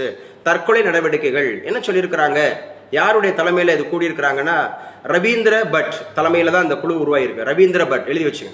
மாணவர்கள் தற்கொலை அந்தமாக இருக்கக்கூடிய தடுப்பு பாதுகாப்பு அப்படிங்கிறதுக்கு யாருடைய தலைமையில் இந்த தேசிய பணிகள் குழு அப்படிங்கிறத ஆரம்பிச்சிருக்கிறாங்க அப்படின்னு பார்த்தோம்னா, யாருடைய தலைமையிலனா ரவீந்திர பட் நீதிபதிங்க. இவர் உச்ச நீதிமன்றத்துடைய முன்னாள் உச்ச நீதிமன்ற நீதிபதி. 2023 டெல்லி ஐஐடி கல்வி நிறுவன விடுதியில் பட்டியலினத்தை சார்ந்த 2 மாணவர்கள் சடலமாக மீட்கப்பட்டனர். எழுதி வச்சுக்கோங்க. 2023 டெல்லி ஐஐடியில் 2023 டெல்லி ஐஐடியில் 2 பேர் ஷெட்யூல் காஸ்ட்ல 2 பேர். அப்ப என்ன கொண்டு வந்தாங்க? அவர்கள் தற்கொலை செய்து கொண்டதாக கூறப்படும் நிலையில் கல்வி நிறுவனத்தில் ஜாதி ரீதியாக தாங்கள் பாகுபாட்டை எதிர்கொண்டதாக அவர்கள் பெற்றோரிடம் தெரிவித்திருந்ததாகவும், எனவே அவ்விரு மாணவர்கள் கொல்லப்பட்டிருக்கலாம் என்று குற்றம் சாட்டப்படுகிறது. இது தொடர்பாக வழக்கு பதிவு செய்யுமாறு காவல்துறைக்கு உத்தரவிட டெல்லி உயர்நீதிமன்றம் மறுத்ததற்கு எதிராக உச்சநீதிமன்றத்தில் அந்த மாணவர்களின் பெற்றோர் மனு தாக்கல் செய்தனர். 13,000 மாணவர்கள் தற்கொலை. எழுதி வச்சுங்க. ஸோ 2023 2 பேர் டெல்லி ஐஐடியில் மட்டும் இது போக 13,000 பேர் தற்கொலை பண்ணியிருக்கிறாங்களாம். இந்த மனு உச்சநீதிமன்ற நீதிபதிகள் பார்திவாலா, மகாதேவன் ஆகியோர் அடங்கிய அமர்வு முன்பாக திங்கட்கிழமை விசாரணைக்கு வந்தது. கடந்த 2023 ஆண்டு மாநிலங்களவையில் மத்திய கல்வித்துறை இணையமைச்சர் அளித்த புள்ளி விவரத்தில் 2018 ஆண்டு முதல் இப்போ வரைக்கும் 2018 இப்போ வரைக்கும் ஆண்டு உயர்கல்வி நிறுவனங்களை தான் 98 மாணவர்கள் தற்கொலை செய்துள்ளனர். தேசிய குற்ற ஆவண காப்பக அறிக்கையின்படி 13,000க்கும் மேற்பட்ட மாணவர்கள் தற்கொலை செய்துள்ளனர். ஞாபகம் வச்சுக்கோங்க. 13,000க்கு மேலே, அதுவும் ஹையர் ஸ்டடீஸ் படிக்கக்கூடிய மாணவர்கள், ஹையர் எஜுகேஷன்ஸில். அவங்க என்ன பண்ணிடுவாங்கன்னா, அப்படியே அதுக்கு ப்ரொஃபஸர்ஸ்லாம் இருக்கிறாங்கல்ல, சக மாணவர்கள் இருக்காங்கல்ல, ஒருத்தர் நல்லா படித்து வரான்னா அவனை ஜாதி ரீதியாக வந்து என்ன பண்ணுறது, துன்புறுத்துறது. இந்த வெட்டினாங்க இல்லையா, என்னது நீலாம் புல்லட் ஓட்டலாமான்னாங்கல்ல, நீலாம் புல்லட் ஓட்டுவியா, அது எங்கள் முன்னாடியே நீ புல்லட் ஓட்டுவியா, இது மாதிரி நீ எங்கள் முன்னாடியே நீ டாக்டர் படிப்பியா. பயங்கரமான டீஸ். இங்கே ஒரு பையன் அழுதுட்டு போனான். சிவகங்கை மெடிக்கல் மருத்துவக் கல்லூரியில் அவங்க அப்பா வந்து பார்த்தீங்கன்னா ஸ்ரீரங்கத்தில் ஒர்க் பண்ணுறாரு. அந்த பையன் ஷெட்யூல் காஸ்ட்டு, அவன் டாக்டராக இருக்கிறான். சொல்லியே திட்டிருக்காங்க, உனக்கெல்லாம் டாக்டர் ஒரு கேடா, பர்டிகுலர் அந்த காஸ்ட்டை சொல்லியே, இந்த பர்டிகுலர் காஸ்ட். அவன் 1 வருஷம் 6 மாதமாக அவன் காலேஜுக்கே போல, வேண்டவே வேண்டாம், நான் ஆர்ட்ஸ் அண்ட் சயின்ஸில் படிச்சுக்கிறேன். ஆனால் மெரிட்டில் போன பையன், நீட் எழுதி போனவன். அவங்க அண்ணன் நம்மகிட்ட குரூப் 2 படித்து பாஸ் பண்ணி போயிட்டான். சரிங்களா? அந்த பையன் சாதியை சொல்லியே, அது பர்டிகுலர் அந்த பேராசிரியர் பெருமக்கள்லாம் சொல்லும்போது ரொம்ப கஷ்டமாக இருந்தது. ஏன்னு கேட்டால் இது நடக்குதுங்க. இது வந்து பாருங்கள், இது அங்கே வெளியில் நடக்கலை, ஊருக்குள்ளே நடக்கலை, கிராமத்துக்குள்ளே நடக்கலை, தெருவுக்குள்ளே நடக்கலை. இது எல்லாமே கல்வி நிறுவனங்களில் நடந்திருக்கு. அதுவும் ஹையர் எஜுகேஷன் இன்ஸ்டியூஷன் நடந்திருக்கு. திறமையை மட்டும்தான் பார்க்கணும். ஒரு படம் பார்த்துருப்பீங்கன்னு நினைக்கிறேன், தனுஷ் வந்து பார்த்தீங்கன்னு சொன்னால், அவன் ஒரு குழந்தை லேபர், அந்த மாதிரி சைல்டு லேபராக இருந்துட்டு அவன் வந்து முன்னேறிட்டு வரும்போது வைக்கும்போது வந்து பார்த்தீங்கன்னா அவன் தூங்கிடுவான், கிளாஸுக்குள்ளே தூங்கின உடனே அந்த டஸ்ட்டரை வச்சு எரியுறது. அதே மாதிரி நீலாம் ஸ்காலர்ஷிப்பில் வந்திருக்கிற, உனக்கெல்லாம் கேடா அப்படிலாம் சொல்லும்போது, இந்த சம்மை மட்டும் ஒர்க் அவுட் பண்ணு, இந்த சம்மெல்லாம் நான் எவ்வளோ நேரம் ப்ரிப்பேர் பண்ண தெரியுமா, எனக்கே இந்த சம்மு பயங்கர கஷ்டம் அப்படிலாம் சொல்லிட்டு அந்த ப்ரொஃபஸர் பயங்கர பில்டப் பண்ணிட்டு இருப்பார். அவன் பாட்டு விறுவிறுன்னு சாக்பீஸை போய் எழுதிட்டு டக்குன்னு அழகாக நீட்டாக போட்டுட்டு வந்துடுவேன். அப்போ திறமைகள் தான் அங்கீகரிக்கப்படணுமே ஒழிய அவங்களுடைய பிறப்பு கிடையாது. அவன் எந்த பிலாங்ஸ் டு எந்த கேட்டகரின்னு பார்க்கக்கூடாது, எந்த மாநிலம் பார்க்கக்கூடாது, அவன் மொழி பார்க்கக்கூடாது, இனம் பார்க்கக்கூடாது, அவனுடைய வட்டாரம் பார்க்கக்கூடாது, அவனுடைய திறமையை தான் அங்கீகரிக்கணும். இவனுக்கு டெல்லி ஐஐடியில் படிக்கிறதுக்கான குவாலிஃபிகேஷன் இருக்கான்னு மட்டும்தான் பார்க்கணும். இன்னைக்கு எல்லாருக்கும் ஒரே கொஸ்டின் பேப்பர் தான், எல்லாருக்கும் மார்க்ஸ் அப்படிங்கிறது வந்து அக்கார்டிங் டு அவங்களுடைய பற்றி தான் பண்ணுறாங்க. இடஒதுக்கீடு அடிப்படையில் அவன் கேட்டகரியில் தான் அவனுக்கு இடஒதுக்கீடு. யாரோட இடஒதுக்கீடு யாரும் பெற முடியாது. இப்போ பிசியில் ஒரு பையன் 50 மார்க் எடுத்துருக்கிறான், எஸ்சியில் ஒரு பையன் 40 மார்க் எடுத்துருக்கான், 40 மார்க் கிடச்சிருச்சுன்னு சொன்னால் அவன் கேஸ்டில் முன்ன ஃபர்ஸ்ட் மார்க்கே 45 இருந்திருக்கும். அவனுக்கு உண்டான அந்த 15% அவன் இருக்கிறான். இதெல்லாம் நிறைய பேருக்கு புரியாமல் இந்த பாருங்க எஸ்சி பையலுக்கு கிடைச்சிருச்சு எனக்கு கிடைக்கல, அது முட்டாள்தனம். ஏன்னா அவனுக்கு இடஒதுக்கீடுனா என்னன்னே புரியல, அரசியல்வாதிகளுக்கே இது புரியல. ஐயா அவன் இடஒதுக்கீடுல தான் அடிக்க முடியும். இப்போ நீங்கள் 2 பேர் இருக்கீங்கன்னு வச்சுங்களேன், மாற்று காஸ்டாக இருக்கீங்கன்னா உங்கள் காஸ்டில் இப்போ ஒரு பிசியாக இருக்கிற பையன் ஃபர்ஸ்ட் மார்க் 80 மார்க்னு வச்சுங்க, 80லேருந்து 60ஓட நின்று போயிடும். அந்த 30% இடஒதுக்கீடு மட்டும்தான் அவன் பெற முடியும். 69% இடஒதுக்கீடுல இன் தமிழ்நாடு 80 மார்க் பிசியில் ஒருத்தன் ஃபர்ஸ்ட் மார்க்காக இருக்கிறான்னு வச்சுங்களேன், அதாவது இடஒதுக்கீட்டில் 80 மார்க் ஃபர்ஸ்ட் மார்க். அவன் 90 மார்க் எடுத்தவனா இருந்தால் அவன் அங்கே ஜென்ரல் ஓடி போயிடுவான், காமன் ஓடி போயிடுவான். யாராக இருந்தாலும் அது எஸ்டியாக இருந்தாலும் காமன் ஓடி போயிடுவான், எஸ்சியாக இருந்தாலும் காமன் ஓடி போயிடுவான், பிசியாக எம்பிசியாக இருந்தாலும் காமன் ஓடி போயிடுவான். இப்போ பிசியில் இடஒதுக்கீட்டில் ஒரு மாணவன் ஃபர்ஸ்ட் மார்க் 80 இருக்குன்னு வச்சுங்க, 80லேருந்து அவனுக்கு உண்டான 30 இடம் இருக்குல்ல, அந்த 30 இடத்துக்கு 60லே நின்று போயிடும். இப்போ ஒரு பையன் எஸ்சி பையன் வந்து 45 மார்க் இருக்கான்னு வச்சுக்குவோம், 45 மார்க் இருக்கான்னு வச்சுக்குவோம். அவங்க இதில் ஃபர்ஸ்ட் மார்க்கே 70ன்னு வச்சுக்கோங்க. அப்போ 70லேருந்து 45 வரைக்கும் 40 வரைக்கும் கூட வரலாம் அவனோட 15% இடஒதுக்கீடுல. புரியுதா? எவனோட இடஒதுக்கீடையும் எவனும் அடிக்க முடியாது. அப்படின்னா உன்னோட வெற்றிக்கு தடையா இருக்கிறவன் உன்னோட இனத்தான் தான். அப்படின்னா நீ அவனோட சூப்பராக படிக்கணும். அப்புறம் இந்த இவனுக்கு கிடைச்சிருச்சு எனக்கு கிடைக்கல. இந்த ஸ்கூல்லாம் பார்த்தீங்கன்னா இந்த காலேஜில் சீட்டு வாங்குறதுக்கு இங்கே பாருங்க, நான் 540 மார்க் எடுத்திருக்கேன் எனக்கு கிடைக்கல, அவங்க 490 தான் கிடைத்திருக்கிறாங்க, அவங்களுக்கு கொடுத்துருக்காங்க. ஐயோ உங்களுடைய கேஸ்டில் கூட மார்க் வச்சுருக்கான்ப்பா. பேசுகிற புரியுதா? இடஒதுக்கீடு என்னன்னு புரியுதா? ஆனால் இங்கே இதை புரியாமல் நிறைய பேர் என்ன பண்ணுவாங்கன்னா, அரசியல்வாதிகள் வந்து மடைமாற்றம் பண்ணிவிடுவாங்க இளைஞர்களை. நிறைய வந்து இதுதான் பிரச்சனை. ஜாதியை ஒழிக்கணும்னு சொல்லிக்கிட்டு இருக்காங்க. ஆனால் இடஒதுக்கீடு மட்டும் வேணும்னு சொல்லிக்கிறாங்க. யார் சொல்கிறா? இடஒதுக்கீடு வச்சுட்டு இருக்குன்னு தான் சொல்கிறான். இடஒதுக்கீடு அனுபவிக்கிறதா சொல்கிறேன். ஏதோ யாருக்கோ இடஒதுக்கீடுன்ற மாதிரி. இன்னொரு விஷயம் பார்த்தீங்கன்னா, அனைத்து சாதியினரும் அர்ச்சகராகலாம் தான், அனைத்து சாதியினரும் அர்ச்சகராகன்னு தான் சொல்கிறான். ஆனால் ஏன்னா ஒரு பர்டிகுலர் சாதி மட்டும் தான் அர்ச்சகராக முடியுன்ற சூழலை எதிர்த்து அனைத்து சாதியினரும் அந்த அர்ச்சகராகிறத கூட ஏதோ ஒரு தனிப்பட்ட சாதியினருக்கு தான் போராட்டம் நடத்துகிறாங்கன்னு நினச்சிக்குவான். இதுதான் என்ன நடக்குதுன்னே புரியாமல் பண்ணுறது. அப்போ தெளிவு வேணும். இது மக்கள் மன்றத்தில் பேசப்படணும், மாணவர்கள் மத்தியில் பேசப்படணும். யாருக்குங்க இடஒதுக்கீடு இல்லை அப்படிங்கிறது கருத்தாக்கம் செய்யணும். அப்போ தான் அந்த தெரியாமல் கிராமங்களில் இருக்காங்களே மக்கள் அவங்க தான் விழிப்புணர்வு அடைவாங்க. இது யாரு பண்ணணும்? அரசாங்கம் பண்ணணும், மாணவர்கள் பண்ணணும். இல்ல பொதுவாகவே சொல்றேன், அதைத்தான் சொல்றேன். விழிப்புணர்வு இல்லை.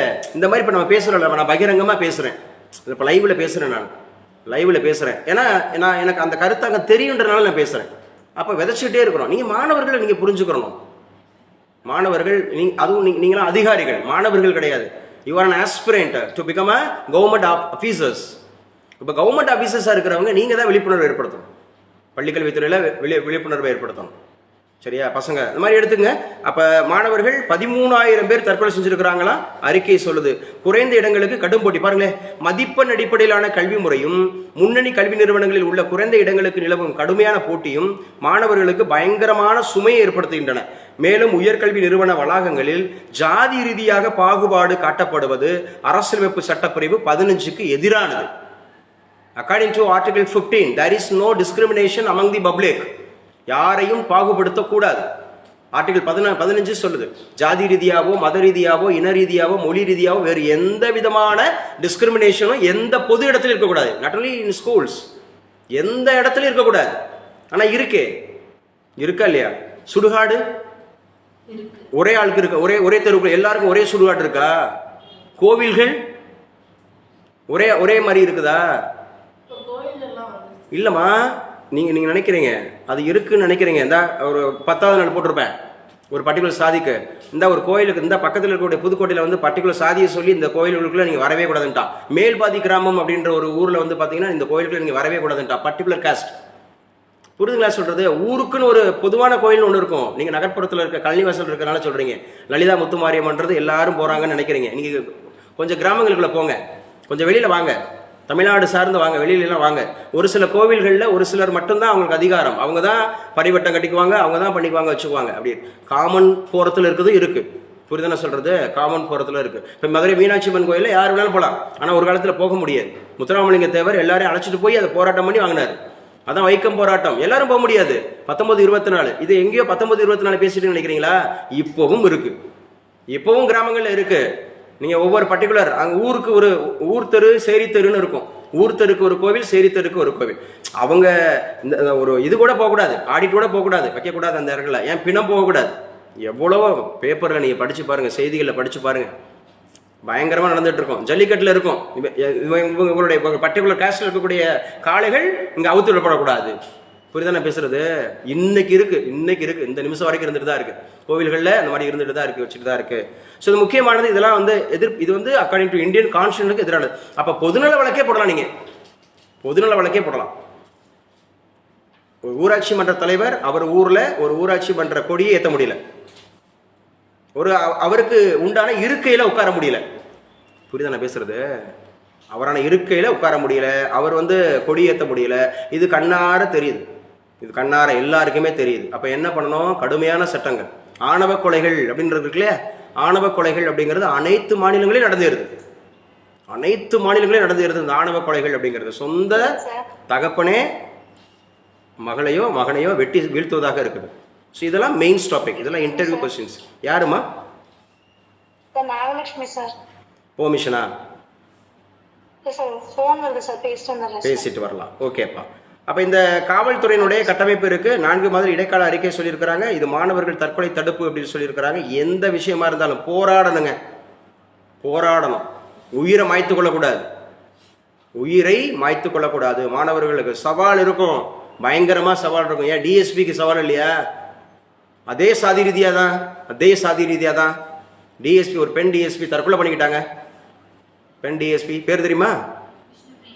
விஷ்ணுபிரியா. கிளப்பர் ஹேண்ட்ஸ்.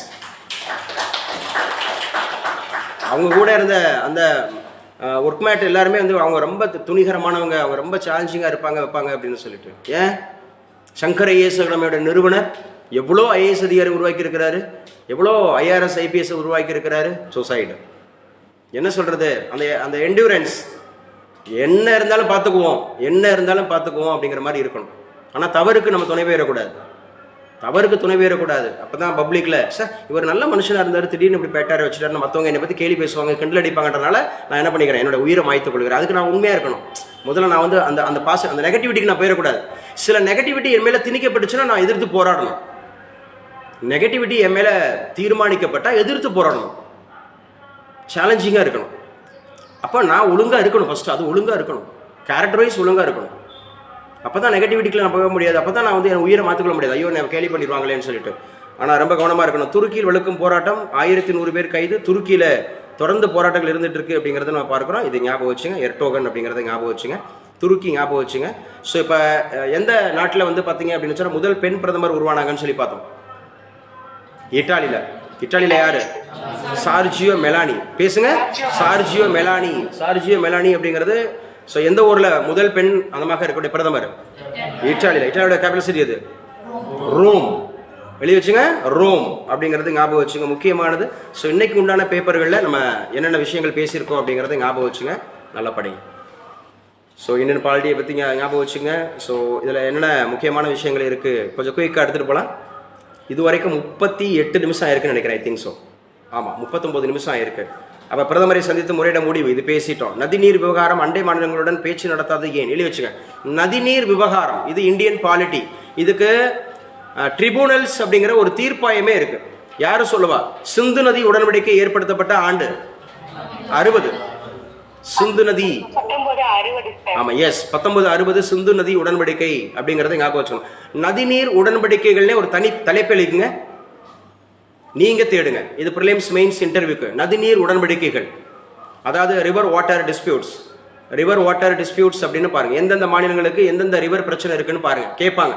இது எந்தெந்த மாநிலங்களுடைய பிரச்சனை, நதிநீர் அப்படிங்கறத இணைப்பதற்கான திட்டம் என்ன, கடந்த கவர்மெண்ட்டில் வந்து பார்த்தீங்கன்னா யூடிஏ அறிவிச்சாங்க. சரியா, என்னென்ன மாதிரி நாங்கள் நதிநீர் இணைக்கிறதுக்கு சத்துணவு அங்கன்வாடி மையங்களில் 1 மாதத்திற்குள் புதிய பணியாளர்கள் கொடுக்க போகிறாங்களாம். ஸோ தெரிஞ்சு வச்சுங்க. டெல்லி யஸ்வந்த் வர்மா பணியிட மாற்றம் சொல்லியாச்சு, எழுதி வச்சுங்க. எம்பிக்களுக்கு 24% ஊதிய உயர்வுங்க. 24% ஊதியத்தை உயர்த்துறாங்களாம். 100 ரூபா வாங்கிட்டு இருந்த 24 ரூபா கூட, 100 ரூபா வாங்கிட்டு இருந்தாங்கன்னா 24 ரூபா கூட, 1/4 பங்கு. ஸோ என்ன பண்ணியிருக்கிறாங்க, 2025 ஏப்ரல் 1ஆம் தேதி முதல் அமலுக்கு வருகிறது. 24% உயர்த்துறாங்க. அப்படின்னு பார்க்கும்போது ஏப்ரல் மாதம் முதல் 1,24,00,000 உயர உள்ளது. எழுதி வச்சுங்க. 1,24,000 ரூபாய் ஒரு எம்பிக்கு மாதம் அப்படிங்கிறது அவருடைய ஊதியம்ன்றது 1.24 அவருக்கு மட்டும் தனியா. அதுபோக நிறைய இருக்கு. அவர் அரசாங்க விடுதிகளில் தங்கலாம். அதே மாதிரி வாகனங்களில் அவங்க பதிவு போனாங்க அப்படின்னு சொன்னால் அதுக்கான நிறைய பெனிஃபிட்ஸ் இருக்கு. சரியா, அந்த ஃபோன் யூஸ் பண்ணுறதுல இருந்து அவங்க ஊர் சுற்றுறதுல இருந்து எல்லா பெனிஃபிட் இருக்கு. அதுபோக எம்பி நிவாரண நிதின்னு ஒன்று இருக்கு, எம்பி நிதி, அதை தனியாக பயன்படுத்திக்குவாங்க. அந்த மாதிரி இப்போ 1,24,000 ரூபாய் ஆல்ரெடி அவங்களுக்கு 1 லட்சம் தான் இருந்திருக்கு ஒரு எம்பிக்கு.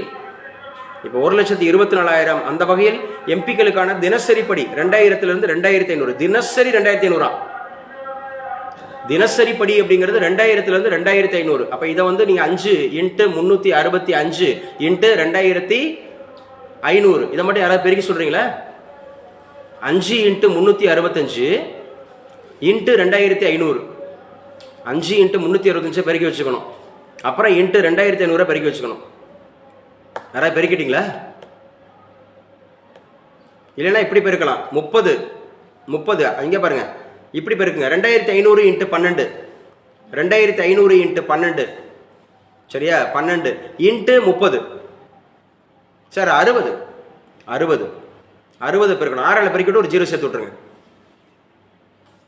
வந்துருச்சா லாவணியா? 18 லட்சம் சார். 18 45 லட்சம் 45 லட்சம் ரூபாய் தினசரி பணமா வந்துருது. அவர் ஒரு தடவை எம்பி ஆயிட்டாருன்னு வச்சுங்க, தினசரி பணமா மட்டும் 45 லட்சம். ஒன்று எழுதி வச்சுட்டீங்களா? 45 லட்சம் ரைட்டு. இன்னொன்று பெருக்குங்க. அதே 60 × 6 பெருக்குங்க. 1 24 124 6 பெருக்குங்க. 124 6 பெருக்குங்க. அப்புறம் ஒரு 4 0 சேருங்க. 124 6 பெருக்கி ஒரு 4 0 சேருங்க. 74 லட்சம். 74 லட்சம். இது இங்கிட்ட எக்ஸ்ட்ரா ஒரு சொன்னீங்களா? எத்தனை லட்சம்? 15 இல்ல, அது வேங்க, அது விடுங்க. 75 வைங்க, அப்ராக்சிமேட் வைங்க. 74 ஏற்கனவே 2,500 எவ்வளோ சொன்னீங்க? ஒரு 15 லட்சமா? 45 லட்சமா? போயிருச்சா? 1 கோடிக்கு மேலே போயிருச்சா? இது 2 மட்டுமே 1 கோடிக்கு மேலே போயிருச்சு பாருங்க. அது போக அந்த மாநிலத்தினுடைய எம்பிங்கிற அந்த பெயர் இருக்கு. அதுக்கப்புறம் அந்த தொகை ஒவ்வொரு எம்பி நிதின்னு எவ்வளோ இருக்கு பாருங்க. ஸோ இவ்வளோ விஷயங்கள். ஆல்ரெடியே நம்ம இந்தியன் கவர்மெண்ட்டுக்கு மணி வந்து பத்த மாட்டேங்குது. எதுக்கு இவ்வளவு சேலரி கொடுக்கணும்? மக்கள் மன்றத்தில் வச்சுட்டாங்க. சரியா, பதிவு செய்யப்பட்டிருக்கிறது. நீங்கள் பேசுனது மெய்யமை பதிவு செய்யப்பட்டிருக்கிறது. ஸோ இதெல்லாம் பேசணும். இதெல்லாம் எம்எல்ஏ எம்பிக்கெலாம் சேலரி பாருங்க, குடியரசுத் தலைவருக்கு சேலரி பாருங்க. இது வேணும்னு சொல்லிட்டு அவங்க நியமனம் பண்ணிக்கிறாங்க. அவங்களாம் நியமனம் பண்ணிக்கிறாங்க. ஆனால் இங்கே படித்து முடிச்சுட்டு டாக்டரேட் படித்து முடிச்சுட்டு வச்சுவிட்டு வெறும் 10,000க்கும் 15,000க்கும் அந்த மாதிரி வைக்கிறாங்க. ப்ரைவேட் ஸ்கூல்ஸில் வெறும் 5,000க்கும் 10,000க்கும் இருக்கிறாங்க. இதுதான்மா, இதான் மெய்யமை, இதான் இருக்குது. இப்படி தான் நடந்துட்டுருக்கு வச்சிட்ருக்கு பணம் அப்படிங்கிறது. ஸோ இதை முடிவு பண்ணிட்டாங்க. ஏன்னா மத்திய அரசு கவர்மெண்ட் அறிவிச்சிருச்சு 24% உயர்வு அப்படிங்கிறது. ஓகே, கர்நாடகத்தில் நம்ம சொல்லிட்டோம் முஸ்லீம்களுக்கு 4% இடஒதுக்கீடு. எதில் கான்ட்ராக்ட்ஸில் அதை எதிர்க்கிறாங்க அப்படிங்கிறத நம்ம பார்த்துட்டோம். காசநோய் தினம் எப்போ? டிபி டே, இன்டர்நேஷனல் டிபி டே, மார்ச் 24 டிபி. காசநோய் குறித்து மக்களிடம் போதிய விழிப்புணர்வு இல்லை. ஆளுநர் RN ரவி சொல்லியிருக்கிறார், போதிய விழிப்புணர்வு இல்லை. மக்கள்கிட்ட விழிப்புணர்வு இல்லாமல் போகிறதுக்கு மிக முக்கியமான காரணம் ஆட்சியாளர்கள் அப்படிங்கிறத ஞாபகம் வச்சுக்கணும். சுற்றுலா தொழில் பொருட்காட்சி நிறைவா. ஸோ வேறு என்ன சார் முக்கியமானது? ஒரு பேப்பரை நீங்கள் ஃபுல்லாக பார்க்குறீங்க. இந்த பேப்பரில் என்னென்ன அப்படின்னு சொல்லி வட சென்னையில் 3வது அனல் மின் நிலையத்தில் எழுதி வச்சுங்க. 3வது அனல் மின் நிலையம். ஏன்னா அனல் மின் நிலையம் வட சென்னையில் இருக்கா? எஸ். எங்கே சார் இருக்குது? முக்கியமானது திருவள்ளூர் மாவட்டம் அத்திப்பட்டி. இது முக்கியங்க. திருவள்ளூர் மாவட்டம் அத்திப்பட்டி 800 மெகாவாட் அனல் மின் நிலையம். ஸோ பின்வரும் நோட்டில் எந்தெந்த ஊரில் அனல் மின் நிலையம் இருக்குன்னு கேட்பாங்க. அனல் மின் நிலையம் அப்படின்னா thermal power station. Thermal power stations, பழுப்பு நிலக்கரி இப்படிலாம் சொல்கிறீங்க இல்லையா? ஸோ நெய்வேலி லிக்னைட் கார்பரேஷன் இருக்குல்ல, பேசுங்கப்பா. எந்த மாவட்டத்தில் இருக்குது? கடலூர் மாவட்டத்தில் இருக்குது. இப்போ இந்த அத்திப்பட்டிங்கிறது எந்த மாவட்டத்தில் வருது? திருவள்ளூர் மாவட்டம். அத்திப்பட்டி அப்படிங்கிற ஒரு ஊரே அந்த மேப்லேயே இல்லாமல் போயிடுச்சுன்னு சொல்லி எந்த திரைப்படத்தில் எடுத்தாங்க? சிட்டிசன். என்னங்க சிட்டிசன் அப்படிங்கிற திரைப்படத்தில் அத்திப்பட்டி, வட சென்னை. ஸோ ஞாபகம் வச்சுங்க, முக்கியமானது கனிமங்கள் இதெல்லாம் பார்த்துங்க. சுனாமி நிலநடுக்கத்தை முன்கூட்டியே கணிப்பதற்கான ஆய்வு அவசியம். பேரிடர் மேலாண்மை ஆணை எழுதி வச்சுங்க. பேரிடர் மேலாண்மை இது நமக்கு ஜியோகிராஃபியில் ஒரு பாடமாக இருக்குது. இது மெயின்ஸ் டாபிக்கு முக்கியம். இது மெயின்ஸ் டாபிக் முக்கியம். பேரிடர் மேலாண்மை அப்படிங்கிறதுனுடைய கமிஷனர் யாரு சார்? ஓவரால் இது நம்ம தமிழ்நாட்டுக்கு யாருன்னு கேட்டால் சாய்குமார். பேரிடர் மேலாண்மையினுடைய தலைவர் அந்த கமிஷனர் சாய்குமார் அப்படிங்கிறது ஞாபகம் வச்சுங்க. டிஆர்பி ஆண்டு அட்டவணை வெளியீடு. முதுநிலை ஆசிரியர் தேர்வு ஆகஸ்டில் அறிவிப்பு, நவம்பரில் எக்ஸாம். 1915 போஸ்ட். கல்லூரி உதவி பேராசிரியர் தேர்வு அப்படிங்கிறது ஜூலை மாதத்தில் நிரப்பப்படும். ஜூலை மாதத்தில் எக்ஸாம் நடத்தப்படும் அப்படின்னு சொல்லிட்டாங்க. நல்லா படிங்க. நல்ல வாய்ப்பு இப்போ இருந்தே படிங்க. ஏன்னா நீங்கள் பிஜி டிஆர்பியாக இருந்தாலும் காலேஜ் டிஆர்பியாக இருந்தாலும் தமிழ் மாண்டேட்ரியாக இருக்குது, ஜிகே மாண்டேட்ரியாக இருக்குது, அதுக்கப்புறம் அவரவர் சப்ஜெக்ட் மாண்டேட்ரியாக இருக்குங்கிறப்போ இன்னொன்று காலேஜ் டிஆர்பிக்கு டிஸ்கிரிப்டிவ் இருக்கிறதுனால 100 மதிப்பெண்களுக்கு டிஸ்கிரிப்டிவ் எழுதணும், கேள்வி பதிலாக எழுதணும். அப்போ நல்லா படித்தா தான் எழுத முடியும். ஸோ இப்போ இருந்தே படிக்க ஆரம்பிங்க. ஜூலை மாதம் கண்டிப்பாக இருக்கும். ஏன்னா டிஆர்பியில் கன்ஃபார்ம் பண்ணிட்டாங்க. தமிழக நிதிநிலை அறிக்கை இதை பற்றி நம்ம பேசிட்டோம். சிலம்பாட்டம் என்னும் வீர விளையாட்டு, சிலம்பாட்டம் இருந்துச்சுன்னா அதுக்கு தமிழக அரசு முன்னுரிமை கொடுக்குறாங்க. பவானி ஆற்றங்கரையில் சாயாலைக்கு அனுமதி ஏன்? தென்னரசு அவங்க விளக்கம் கொடுத்துருக்குறாங்க. திருப்பரங்குன்ற கோயில் இங்கே பாருங்க, இவர் ஒரு அமைச்சர். இப்போ நீங்கள் போர்டில் பார்க்குற இவர் ஒரு அமைச்சர். இவர் என்ன அமைச்சர்? அறநிலையத்துறையா? தங்கம் தென்னரசு நிதி ஃபினான்ஸ் மினிஸ்டர் இவர் தான். சேகர் பாபு இவர் தான் பார்த்தீங்கன்னா அறநிலையத்துறை அமைச்சர். இங்கே பார்க்குறீங்க. இப்போ இவர் என்ன அமைச்சர்? நீர்வளமா? இவர்னு பார்க்கக்கூடாது. என்ன ஒத்தையரட்டா போகிறீங்க? இவர்னு நான் ரவுண்ட் பண்ணியிருக்கிறோம். சொல்லுங்க, இவர் யார் ஃபர்ஸ்ட்? ஏவா வேலு என்ன அமைச்சர்? பொதுப்பணித்துறை அமைச்சர். என்னங்க பொதுப்பணித்துறை அமைச்சர்? இவர் யாரு? இப்பதான் சொல்லணும், நீர்வளத்துறை அமைச்சர். துரைமுருகன் யாரு? நீர்வளத்துறை அமைச்சர். ரவுண்ட் பண்றவங்கள சொல்லுங்க. ஸோ இந்த அம்மா இருக்காங்க இல்லையா, இவங்க யாரு? கீதா சிவன் என்ன துறை அமைச்சர்? மகளிர் மட்டும் இல்ல, சோசியல் வெல்ஃபேர்லயும் வராங்க. சோசியல் வெல்ஃபேர் அமைச்சர்கள் பேர்லாம் தெரிஞ்சு வச்சுக்கணும். அமைச்சர்கள் பெயர் இவரை சொல்லுங்க. மா சுப்பிரமணியன் அவர்கள். மா சுப்பிரமணியன் என்ன அமைச்சர்? பப்ளிக் ஹெல்த், பொதுநல சுகாதாரத்துறை அமைச்சர். அப்படி சொல்லி பார்க்குறோம். நீங்கள் விவசாயி என்றால் நாங்கள் யார்? அமைச்சரின் பேச்சால் சிரிப்பலை. நீங்கள் விவசாயி என்றால் நாங்கள் யார் அப்படின்னு கேட்டிருக்கிறாங்க. தேசிய நீதிபதிகள் நியமன ஆணையம் நம்ம சொன்னோம் இல்லையா? தேசிய நீதிபதிகள் நியமன ஆணையம் அப்படிங்கிறத ஞாபகம் வச்சுக்கணும். தேசிய நீதிபதிகள் நியமன ஆணையம், அதை தான் சொன்னேன். National judicial appointment commission. அப்போ நேஷனல் ஜுடிஷியல் அப்பாயின்மெண்ட் கமிஷன்றது இப்போ இருக்கா இல்லையா? இல்லை. அதுக்கு பதிலாக என்ன இருக்கு? கொலிஜியம் எந்த வருஷத்துல இருந்து? 1993 இருந்து. என்ஜேசி அப்படிங்கிறது இப்போ கிடையாது அப்படிங்கிறத ஞாபகம் வச்சுக்க. நட்டா கார்கே தன்கர் 3 பேருமே முக்கியமானவங்க. ஜேபி நட்டா என்ன துறை அமைச்சராக இருக்காரு? Public health minister of India. JP Nadda. Kharge ராஜ்யசபாவோட ஆப்போசிஷன் பார்ட்டி லீடர். சரியா? ஜெகதீப் தன்கர் ராஜ்யசபாவோட சேர்மன், வைஸ் பிரசிடென்ட் அப்படிங்கிறத ஞாபகம் வச்சுக்கிறணும். சரியா? தமிழகத்தில் உள்ள 1905 பள்ளிகளில் மும்மொழி பயிற்றுவிப்பு. மக்களவையில் மத்திய அரசு தகவல் அப்படின்னு சொல்லியிருக்காங்க. 1905 பள்ளிகளில் மும்மொழி இருக்குது அப்படின்னு சொல்லியிருக்கிறாங்க. நாகபுரி வன்முறை, குற்றம் சாட்டப்பவரின் வீடு இடிப்பு. நாகபுரி வன்முறை, மகாராஷ்டிரா மாநிலம் நாகபுரியில் அண்மையில் நிகழ்ந்த வன்முறை தொடர்பாக கைது செய்யப்பட்டுள்ள முக்கிய நபரான பாஹிம் கானின் 2 மாடி வீட்டை மாநகராட்சி அதிகாரிகள் இடித்தனர் அப்படின்னு சொல்லியிருக்காங்க. தமிழகத்தில் எத்தனை மாநகராட்சி இருக்குங்க? 25 மாநகராட்சிகள் இருக்கு அப்படிங்கறத ஞாபகம் வச்சுக்கணும். 25 மாநிலம். ஸோ நேற்றுக்கு நம்ம பார்த்தோம், யாருங்க நம்ம சட்டத்துறை அமைச்சர் இந்தியாவுக்கு? அர்ஜுன் ராம் மேக்வால் அப்படிங்கறத ஞாபகம் வச்சுக்கணும். தமிழ்நாட்டுக்கு யாரு? ரகுபதி அவர்கள் அப்படிங்கறத ஞாபகம் வச்சுங்க. மாணவர்களுடைய தற்கொலை தடுப்பு தேசிய பணிக்குழு அமைத்தது உச்சநீதிமன்றம் பார்த்துட்டோம். ஸோ 2018 இருந்து இப்போ வரைக்கும் எவ்வளவு பேர் சொல்லியிருக்காங்க? 13,000 பேர் சொல்லியிருக்காங்க. டெல்லி ஐடியில் மட்டும் எத்தனை பேர்? 2 பேர். எந்த வருஷம்? 2023. அந்த பணிகள் குழுவினுடைய தலைவர் யாரு? ரவீந்திர பட்டு. என்ன பட்டு? ரவீந்திர பட்டு. துருக்கியில் வெளுக்கும் போராட்டம் 1100 பேர் கைதுன்னு சொல்லிட்டாங்க. 1100 பேர் கைது. தென்கொரியா பிரதமரின் பதவி நீக்கம் ரத்து செய்தது நீதிமன்றம். எழுதி வச்சுங்க. தென்கொரியாவினுடைய பிரதமர் யார்? தென்கொரியாவினுடைய பிரதமர் அப்படின்னு சொல்லக்கூடியது ஹன் டக்சு. கன் டக்சு. தென்கொரியா கண்டக்சு அதை என்ன பண்ணது, பதவி நீக்கம் அப்படிங்கிறத ரத்து செய்திருக்கிறாங்க. நேபாளத்தில் திருமண வயது வரம்பு குறைக்கப்படும். 18ஆக குறைக்க அந்த நாட்டு அரசு ஆயத்தமாகி வருகிறது. 20 இருந்து, ஏற்கனவே 20 இருந்திருக்கு, இப்போ 18ஆக குறைக்கிறாங்க. 18ஆக திருமண வயது. எந்த மாநிலம், எந்த நாடுன்னு கேட்டால் நேபாளத்தில். சீனாவில் இருந்து 8 லட்சம் டன் உரம் இறக்குமதி பண்ணியிருக்கோம். நம்ம உரம் 8 லட்சம் டன் நம்ம இது பண்ணியிருக்கிறோம் அப்படிங்கிறத ஞாபகம் வச்சுங்க. ஓகே, ஸோ இன்றைக்கு உன்னோட கரண்ட் அஃபேர்ஸ் ஓவர். அவ்வளோதான் முக்கியமானது. புதுவை பேரவையில் திமுக காங்கிரஸ் உறுப்பினர்கள் வெளியேற்றம் சொல்லியிருக்காங்க, வச்சுருக்காங்க. இன்றைக்கி உன்னோட கரண்ட் அஃபேர்ஸ் கிளாஸ் ஓவர். நல்லா படிங்க, திரும்ப நல்லா படிச்சுங்க, ரீகால் பண்ணிங்க. சரியா? ஸோ கிளாஸ் அப்படியே அடுத்த நெக்ஸ்ட் கிளாஸ் சப்ஜெக்ட் பார்க்கலாம்.